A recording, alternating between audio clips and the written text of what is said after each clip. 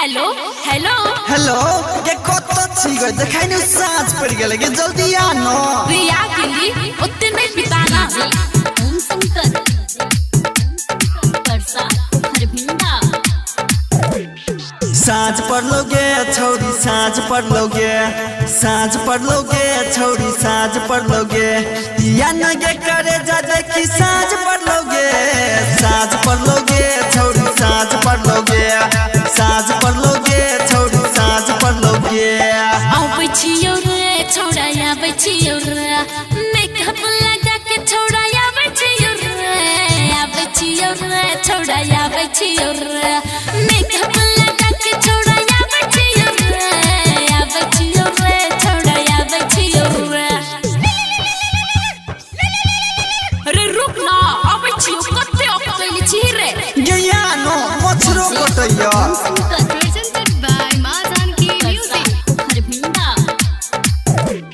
मिले खातिर तोहरा ला रुकल छियो भोर सा जल्दी आ न जान दिल धड़कैया जोर सा सुनो न रे छौड़ा पीछा पहरल छ चाची मेकअप त भ गेलै कजरा छै बाकी मिले खातिर तोहरा ला रुकल छियो भोर सा जल्दी आ न जान दिल धड़कैया जोर सा सुनो न रे छौड़ा पीछा पहरल छ चाची मेकअप त भ गेलै कजरा छै बाकी साँझ पड़लोगे छौरी साँझ पड़लोगे साँझ पड़लोगे छौरी साँझ पड़लोगे या न गे करे जा देखी साँझ पड़लोगे आबै छियौ रे छौड़ा आबै छियौ रे आबै छियौ रे छौड़ा आबै छियौ रे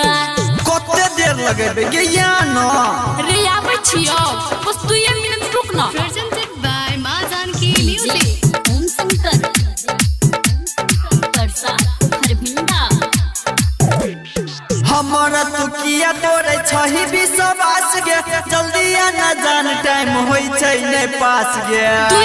मिनट तो हु खोले बरदास रे संतोष उमेश जान तोरे छियौ खास रे हमारा तू किया तोरे छही विश्वास गे जल्दी आ न जान टाइम होई छै नै पास गे 2 मिनट तो हु खोले बरदास रे संतोष उमेश जान तोरे छियौ खास रे साँझ पड़लोगे छौरी साँझ पड़लोगे साँझ पड़लोगे छौरी साँझ पड़लोगे